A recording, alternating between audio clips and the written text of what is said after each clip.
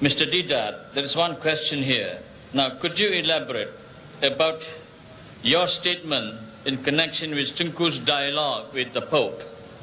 Now, can you come back to the microphone and answer this question? Elaborate that, and perhaps we would like to know more of this if you have. That is my first question. You can use that microphone. Thanks. Yes. You see, when I came to this beautiful country of yours in 1984, I met the Tunku. And he asked me, Ahmed, that's my name, he says, this dialogue of yours with the Pope, what happened? I says, no dialogue took place. You want to know why?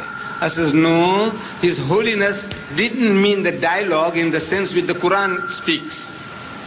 The Qur'an, Allah Ta'ala wants us to have a dialogue with Him, with the Christians. Ta'ala, come, talk about Allah's unity. He is the one and only Allah that there is.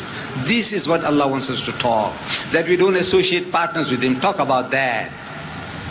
So when His Holiness was making proclamations, like He's making today, you must see the star, this morning star. He wants to have a dialogue with the Muslims.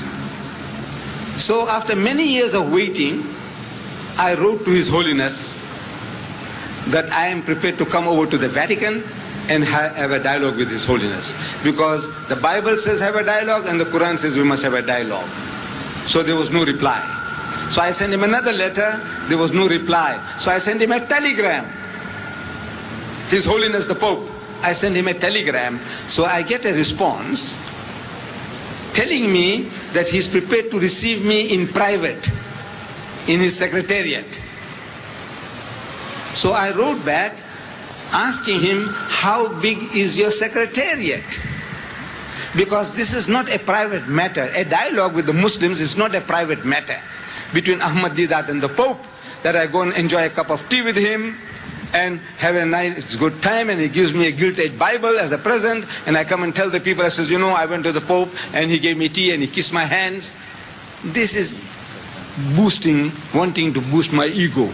What a great guy I am. I said, no, this is not a private matter. The whole Muslim world wants to know, the Christian world wants to know, what are you people talking? So how big is your secretariat? Because 3 plane loads of Muslims are coming from South Africa alone. Youth from Durban, Johannesburg and Cape Town, and from the Middle East, and from the UK. How big is your secretariat? No answer. Again, no answer. Actually, he didn't mean that dialogue. He is telling his people, go and preach to the Muslims. Go and convert them. But he doesn't use the word convert because you're going to react. So the best way is talk about a dialogue. This morning's paper, dialogue. I go to Birmingham delivering a lecture. And in that lecture, I meet Dr. Abdullah Nasif of the Rabita. So he's asking me, Ahmad, what happened about your dialogue with the Pope? So I told him, I says, you know, this was just a hoax. He didn't really mean a dialogue in what sense we understand. What Allah wants us to talk about, no, not about that.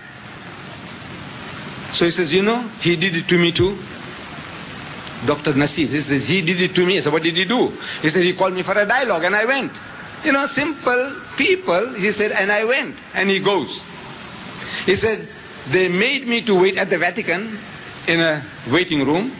After 10 minutes into another higher grade waiting room, after another 10 minutes still higher grade waiting room, and in comes His Holiness, embraces him, kisses his hand. Fantastic, fantastic gentleman. Say, are you from Egypt?